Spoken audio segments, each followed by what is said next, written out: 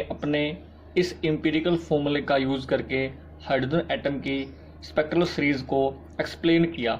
इस एम्पिरिकल फॉर्मूले में आप जानते हैं R राइबर्ग कांस्टेंट है, ये वेव नंबर है, N1 इनर ऑर्बिट है, N2 आउटर ऑर्बिट है। इस फॉर्मूले से हम जब इलेक्ट्रॉन किसी भी ऑर्बिट से किसी दूसरे ऑर्बिट में जंप करता है तो हम जो रेडिएशंस वो इलेक्ट्रॉन इमिट करेगा उनकी हम वेवलेंथ इस फॉर्मूले से निकाल सकते हैं। बोहर ने Lyman series, Balmer, Paschen Brackett Pfund series की लॉन्गेस्ट और शॉर्टेस्ट वेवलेंथ को भी इसी एम्पिरिकल फॉर्मूले से डेराइव कर दिया। इन सभी साइंटिस्ट ने अपने जो लॉन्गेस्ट शॉर्टेस्ट वेवलेंथ जो निकाली थी वो इन्होंने एक्सपेरिमेंटली निकाली थी, पर बोहर ने अपने एम्पिरिकल फॉर्मूले का इस्तेमाल करके इन सभी वैल्यूज़ को वेरीफाई कर दिया। किस प्रकार वेरीफाई किया, हम पहले बात करते हैं लाइमन सीरीज की। बोहर ने बताया कि लाइमन सीरीज की वेवलेंथ हमें कब मिलती है, जब इलेक्ट्रॉन किसी भी आउटर ऑर्बिट से जंप करेगा फर्स्ट ऑर्बिट में। उस केस में वो जब इलेक्ट्रॉन जंप करेगा तो कुछ रेडिएशंस इमिट करेगा, उन रेडिएशंस की जो वेवलेंथ होगी वो लाइमन सीरीज के अंदर आती होगी। आउटर ऑर्बिट के लिए हम N2 को पुट करेंगे 2, 3, 4 अप टू इन्फिनिटी। वहीं दूसरी ओर फर्स्ट ऑर्बिट के लिए हम जानते हैं N1 को पुट करेंगे 1। तो आप इस ऊपर वाले फॉर्मूले में N1 को 1, N2 को 2 पुट करके या 3 पुट करके 4 पुट करके आप लाइमन सीरीज की डिफरेंट वेवलेंथ्स निकाल सकते हैं। हम लॉन्गेस्ट और शॉर्टेस्ट वेवलेंथ निकालेंगे लाइमन सीरीज की। लॉन्गेस्ट के लिए हम इस फॉर्मूले के अंदर आप N1 को तो 1 ही पुट करेंगे और N2 को हम पुट करेंगे 2। उस केस में वो इलेक्ट्रॉन जो रेडिएशन इमिट करेगा उसकी लॉन्गेस्ट वेवलेंथ हम इस तरीके से निकाल सकते हैं। वहीं दूसरी ओर अगर हम चाहते हैं शॉर्टेस्ट वेवलेंथ निकालना तो आपने इस फॉर्मूले में, एम्पिरिकल फॉर्मूले में N1 को तो 1 पुट करना है क्योंकि इलेक्ट्रॉन फर्स्ट ऑर्बिट में जंप कर रहा है, और N2 को आप पुट करोगे इन्फिनिटी। इस केस में हमें जो भी वेवलेंथ निकल के आएगी वो शॉर्टेस्ट वेवलेंथ होगी इस लाइमन सीरीज की। जो शॉर्टेस्ट वेवलेंथ आएगी वो 912 एमस्ट्रॉन्ग है, वहीं लॉन्गेस्ट वेवलेंथ है 1216 एमस्ट्रॉन्ग है। ये वेवलेंथ को, इन वेवलेंथ को लाइमन ने अपने एक्सपेरिमेंट से भी निकाला था और बोहर ने अपने इस एम्पिरिकल फॉर्मूले से इन वैल्यूज को एक्सप्लेन कर दिया, जो कि दोनों केसों में सेम पाई गई। ये जो वेवलेंथ की वैल्यूज यहाँ लाइमन सीरीज के अंदर आती हैं वो सारी स्पेक्ट्रम के अल्ट्रा वायलेट रीजन के अंदर भी आती हैं। इसके बाद है बाल्मर की बात करते हैं। बाल्मर सीरीज की वेवलेंथ हमें कब मिलती है, जब इलेक्ट्रॉन किसी भी आउटर ऑर्बिट से जंप करेगा सेकंड ऑर्बिट में। तो इसके लिए आउटर ऑर्बिट से जंप करेगा सेकंड ऑर्बिट में तो हम N1 को पुट करेंगे 2, और यहाँ जो N2 पुट करोगे आप वो 3, 4, 5 या अप टू इन्फिनिटी। तो उस ऊपर वाले जो एम्पिरिकल फॉर्मूला है बोहर का, इसमें आप N1 को 2 और N2 को आप 3, 4, 5 पुट करके बाल्मर सीरीज के अंदर आने वाली वेवलेंथ को निकाल सकते हैं। अगर हम चाहते हैं लॉन्गेस्ट वेवलेंथ निकालना तो आपने N1 को 2 पुट करना है और N2 को पुट करोगे आप 3। वहीं अगर आप शॉर्टेस्ट वेवलेंथ निकालना चाहते हैं बाल्मर सीरीज की तो N1 तो 2 रहेगा और N2 को आप पुट कर सकते हैं इन्फिनिटी। इस प्रकार हम बाल्मर सीरीज की वेरियस वेवलेंथ्स को निकाल सकते हैं। बाल्मर सीरीज की जो वेवलेंथ है वो स्पेक्ट्रम के विजिबल पार्ट में आती हैं। बाकी जो इनकी लॉन्गेस्ट वेवलेंथ की वैल्यू है, शॉर्टेस्ट की वैल्यू है, वो बुक में आपको दे रखी है। इसी प्रकार बच्चों जो आगे है पास्चन सीरीज, उसकी वेवलेंथ भी आप निकाल सकते हैं। पास्चन सीरीज के अंदर बोहर ने क्या बताया कि पास्चन सीरीज की वेवलेंथ हमें कब मिलती हैं, जब इलेक्ट्रॉन किसी भी आउटर ऑर्बिट से जंप करेगा थर्ड ऑर्बिट के अंदर। तो थर्ड ऑर्बिट हमारा फिर इनर होगा, तो यहाँ N1 को हम 3 पुट करेंगे। आउटर का मीनिंग है कि 4th, 5th, 6th up to infinity तक कोई भी ऑर्बिट से इलेक्ट्रॉन जब जंप करेगा इस इनर ऑर्बिट में, तो बोहर के एम्पिरिकल फॉर्मूले में हम इन वैल्यूज को सब्स्टिट्यूट करके पास्चन सीरीज की हर एक वेवलेंथ को निकाल सकते हैं, चाहे वो शॉर्टेस्ट है या लॉन्गेस्ट है या कोई भी बीच वाली वेवलेंथ हम निकाल देंगे। बाल्मर सीरीज की जो वेवलेंथ है वो स्पेक्ट्रम के इंफ्रारेड रीजन के अंदर आती हैं। बाकी जो ब्रैकेट और पी फंड सीरीज की वेवलेंथ है बच्चों, वो आप इसी तरीके से निकाल सकते हैं। आपकी बुक में एक सामने डायग्राम दिखा रखा है, आप इसका यूज़ करके इन सभी को समझ सकते हैं। ये न्यूक्लियस है, एटम का पॉजिटिव चार्ज है, ये फर्स्ट ऑर्बिट है, यहाँ n बराबर इक्वल टू 1 लिखा है। ये सेकंड ऑर्बिट है जहाँ n इक्वल 2 लिखा है, third orbit, fourth orbit, so on. इसमें बच्चों पहले हम लाइमन सीरीज की बात करते हैं। देखिए लाइमन सीरीज की वेवलेंथ हमें कब मिलेगी, जब इलेक्ट्रॉन किसी भी आउटर ऑर्बिट से जंप करके इस फर्स्ट ऑर्बिट के अंदर आएगा। मान लो इलेक्ट्रॉन इस थर्ड ऑर्बिट में है, इलेक्ट्रॉन यहाँ से जंप करके फर्स्ट ऑर्बिट में आएगा तो जो वो रेडिएशंस इमिट करेगा उसकी वेवलेंथ हमें इस लाइमन सीरीज के अंदर मिलेंगी। जैसे यहाँ पर सेकेंड ऑर्बिट से फर्स्ट में भी इलेक्ट्रॉन जंप कर सकता है, थर्ड से फर्स्ट में, फोर्थ से फर्स्ट में। तो इसके बाद बच्चों बाल्मर सीरीज को आप देख सकते हैं। बाल्मर सीरीज की वेवलेंथ हमें पता है कब मिलेंगी, जब इलेक्ट्रॉन जंप करेगा सेकंड ऑर्बिट में किसी भी आउटर ऑर्बिट से।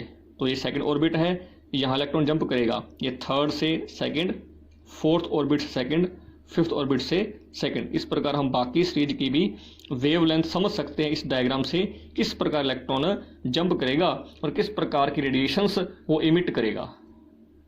एनर्जी लेवल डायग्राम, ये ऐसा डायग्राम है बच्चों, मैं आपको दिखाऊंगा ड्रॉ करके।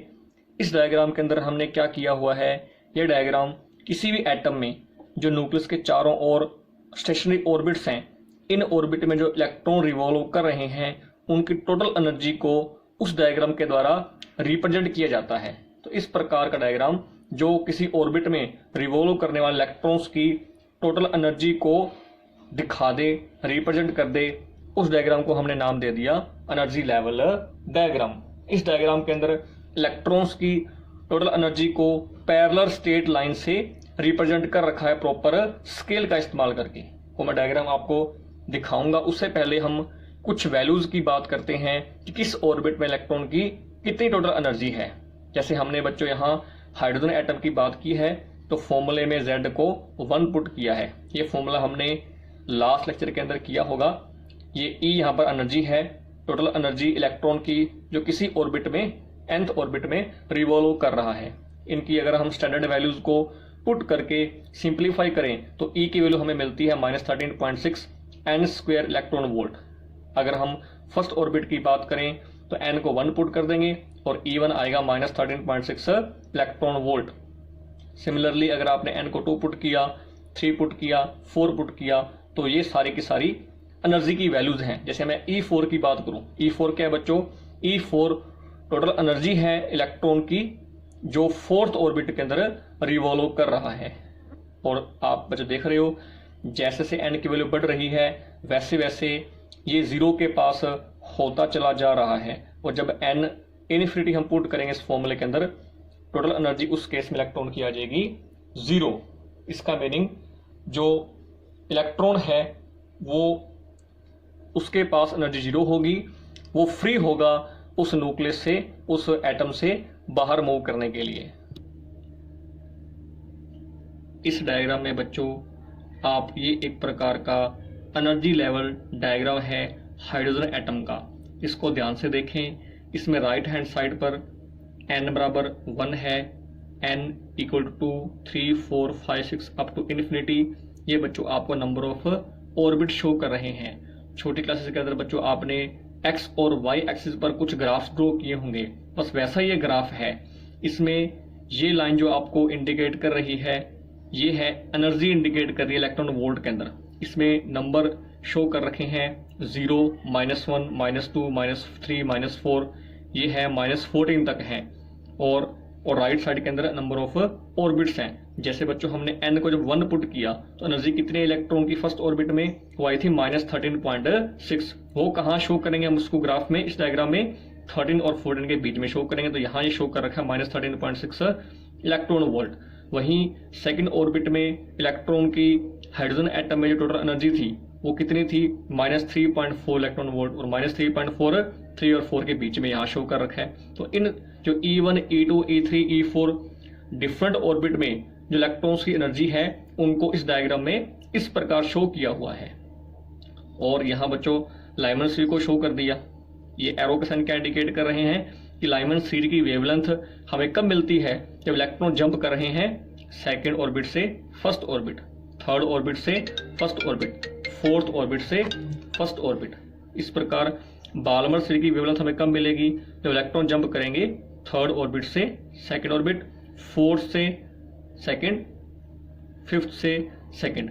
तो ये सारी की सारी यहाँ सीरीज भी आपको दिखा रखी है, और किस ऑर्बिट में कितनी एनर्जी है इलेक्ट्रॉन की, टोटल एनर्जी, उनको भी डायग्राम में, इस एनर्जी लेवल डायग्राम में शो कर रखा है। और देखो बच्चों, जैसे जैसे एन की वैल्यू बढ़ेगी वैसे वैसे इन एनर्जी की जो वैल्यू है, वो एनर्जी लेवल्स जो होंगे वो काफी पास पास आ जाएंगे। स्टार्टिंग के अंदर दोनों N1 N2 की जो एनर्जी में काफी बड़ा डिफरेंस है, पर जैसे जैसे एन बढ़ेगा वैसे वैसे इन जो पैरेलल लाइंस है, ये सारी पैरेलल लाइंस, इनके बीच में गैप कम होता चला जाता है। और जब आप एन को इनफिनिटी पुट करोगे तो टोटल एनर्जी इलेक्ट्रॉन की अपने रिस्पेक्टिव ऑर्बिट में 0 आ जाएगी। इस केस में इलेक्ट्रॉन वो फ्री है कहीं भी मूव करने के लिए। तो ये था बच्चों energy level diagram. De Broglie ने बोहर के सेकंड पोस्टुलेट को अपने तरीके से एक्सप्लेन किया। बोहर ने एंगुलर मोमेंटम का क्वांटाइजेशन किया था। इसके अकॉर्डिंग जो एंगुलर मोमेंटम है इलेक्ट्रॉन का किसी ऑर्बिट में, वो h/2π का इंटीग्रल मल्टीपल होता है। डी ब्रोगली ने बताया कि जब इलेक्ट्रॉन किसी ऑर्बिट में न्यूक्लियस के चारों ओर रिवॉल्व करते हैं तो उस पार्टिकल के साथ, उस इलेक्ट्रॉन के साथ एक वेव एसोसिएट होती है। यह डी ब्रोगली का कॉन्सेप्ट था। डी ब्रोगली ने बताया कि जब इलेक्ट्रॉन रिवॉल्व करेगा अपने रिस्पेक्टिव ऑर्बिट में, उसके द्वारा ट्रैवल की गई जो टोटल डिस्टेंस है, टोटल डिस्टेंस ट्रैवल्ड या कवर्ड बाय इलेक्ट्रॉन, ये वेवलेंथ का, फुल वेवलेंथ का इंटीग्रल मल्टीपल होगी। डिस्टेंस कौन ट्रैवल करेगा बच्चों, एक रेवोल्यूशन में इलेक्ट्रॉन ने कितनी डिस्टेंस ट्रैवल की, वो ये है। वेवलेंथ किसकी है, जब इलेक्ट्रॉन रिवॉल्व करेगा तो पार्टिकल है पर उसके साथ एक डी ब्रोगली वेव एसोसिएट होती है। ये वही डी ब्रोगली वेव है जिसके बारे में आपने ड्यूल नेचर चैप्टर के अंदर स्टडी किया था, वेव नेचर के बारे में जब डी ब्रोगली ने एक्सप्लेन किया था। तो जो वेव इलेक्ट्रॉन के साथ एसोसिएट होगी उसकी ये वेवलेंथ है, और उसका ये होगा इंटीग्रल मल्टीपल, n मल्टीप्लाई के अंदर लैम्डा। और अगर मैं मानूं ये न्यूक्लियस का सेंटर है, इलेक्ट्रॉन यहां रिवॉल्व कर रहा है, Rn मैंने माना इलेक्ट्रॉन की रेडियस है जिस पाथ में इलेक्ट्रॉन रिवॉल्व कर रहा है। तो इलेक्ट्रॉन बच्चों एक राउंड में कितनी डिस्टेंस कवर करेगा, ये कवर करेगा 1 सर्कमफरेंस, और वो आएगा 2πRn। और ये टोटल डिस्टेंस इलेक्ट्रॉन की जो होगी वो फुल वेवलेंथ का इंटीग्रल मल्टीपल होगा, that is n lambda.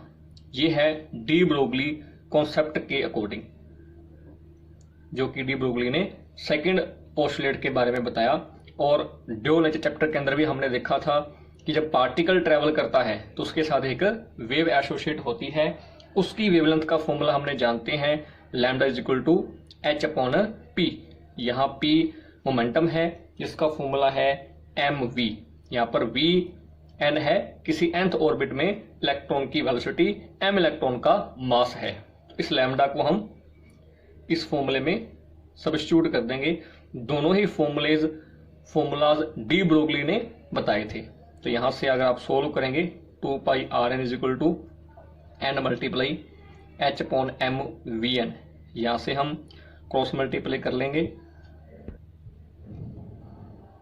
mvn multiply 2πRn is equal to nh mvr और nh में 2π।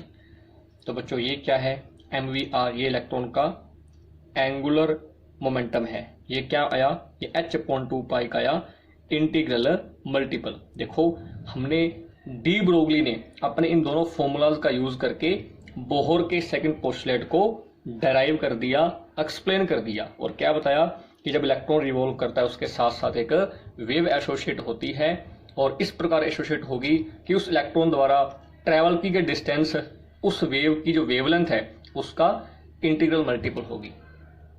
Limitations of Bohr theory Bohr theory जो थी वो सिर्फ सिंपलेस्ट एटम जैसे हाइड्रोजन है वहीं तक एप्लीकेबल थी। हाई एटॉमिक नंबर वाले एटम्स पर बोहर की थ्योरी एप्लीकेबल नहीं थी। इसके अलावा बोहर इलेक्ट्रॉन के जो ऑर्बिट है उनकी शेप को सर्कुलर लिया गया।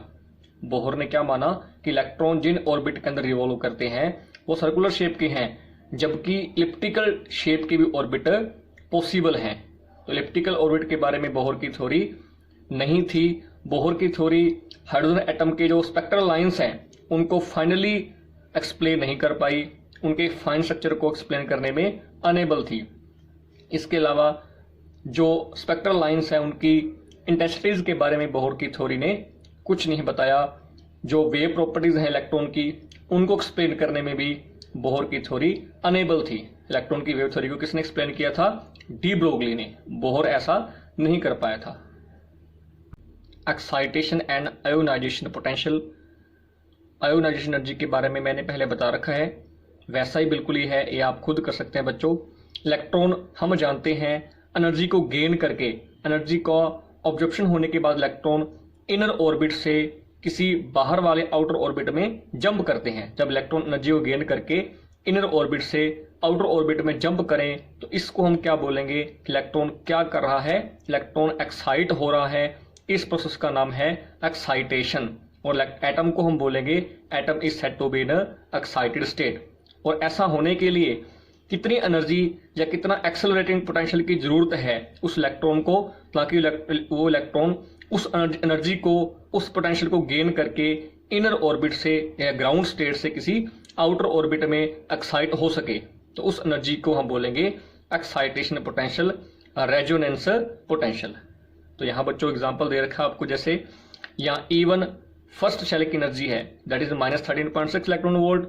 E2 है सेकेंड शेल की एनर्जी -3.4 इलेक्ट्रॉन वोल्ट। E3 इस प्रकार वेरियस एनर्जी लेवल की या वेरियस ऑर्बिट की एनर्जी यहाँ इलेक्ट्रॉन की दिखा रखी है। हमने माना वो इलेक्ट्रॉन फर्स्ट शेल से सेकंड शेल जंप कर रहा है, या फर्स्ट ग्राउंड स्टेट से, फर्स्ट ऑर्बिट से सेकंड ऑर्बिट में, जिसको बोलेंगे हम एक्साइटेड स्टेट बोलेंगे, वहां जंप कर रहा है। तो कितने इलेक्ट्रॉन की, कितनी एनर्जी की उस इलेक्ट्रॉन को जरूरत पड़ेगी, हम कैसे निकालेंगे?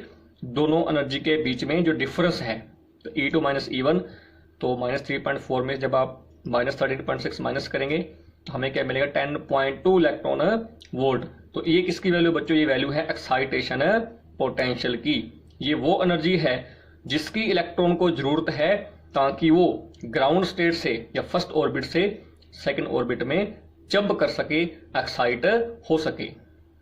वहीं अगर हम चाहते हैं कि इलेक्ट्रॉन फर्स्ट शेल से थर्ड शेल जंप करे तो कितनी एनर्जी इलेक्ट्रॉन को जरूरत पड़ेगी? तो यहाँ हम चाहते हैं इलेक्ट्रॉन अपने ग्राउंड स्टेट फर्स्ट ऑर्बिट से किसी थर्ड ऑर्बिट में जंप करे, तो हम एनर्जी कैसे निकालेंगे? जो E3 में से E1 माइनस कर देंगे, और ये E3 है थर्ड ऑर्बिट की एनर्जी, फर्स्ट ऑर्बिट की एनर्जी माइनस करेंगे, हमें क्या मिलेगा? 12.09 इलेक्ट्रॉन वोल्ट। ये वो एनर्जी है बच्चों जिसकी इलेक्ट्रॉन को जरूरत है ताकि वो फर्स्ट ऑर्बिट से थर्ड ऑर्बिट जंप कर सके। तो ये वैल्यू किसकी है? ये वैल्यू है एक्साइटेशन पोटेंशियल की, या इसको बोलेंगे रेजोनेंस पोटेंशियल। इसके बाद है आयोनाइजेशन पोटेंशियल। ये वो कम से कम एनर्जी है जिसकी इलेक्ट्रॉन को जरूरत है ताकि वो किसी एटम से सफिशिएंटली आसानी से रिमूव हो सके। इलेक्ट्रॉन को किसी एटम से रिमूव करने के लिए जो कम से कम एनर्जी की, कम से कम मिनिमम एक्सेलरेटिंग पोटेंशियल की जरूरत है, उस एनर्जी को हम बोलेंगे आयोनाइजेशन पोटेंशियल। ये हम पहले भी बात कर चुके हैं। जैसे हम हाइड्रोजन एटम की बात करें, हाइड्रोजन एटम के ग्राउंड स्टेट में n बराबर 1 पुट करेंगे फॉर्मूले में, एनर्जी के फॉर्मूले में, तो एनर्जी की वैल्यू कितनी आएगी? -13.6 इलेक्ट्रॉन वोल्ट। ये एनर्जी है उस हाइड्रोजन एटम के फर्स्ट ऑर्बिट में जो इलेक्ट्रॉन रिवॉल्व कर रहा है, उसके पास इतनी एनर्जी है। और अगर हम चाहते हैं इलेक्ट्रॉन को रिमूव करना एटम से, तो इतनी ही एनर्जी उसको देनी पड़ेगी ताकि इलेक्ट्रॉन वो अपने एटम से रिमूव हो सके। तो ये किसकी वैल्यू है? ये है फिर आयोनाइजेशन पोटेंशियल है उस फर्स्ट ऑर्बिट के इलेक्ट्रॉन का।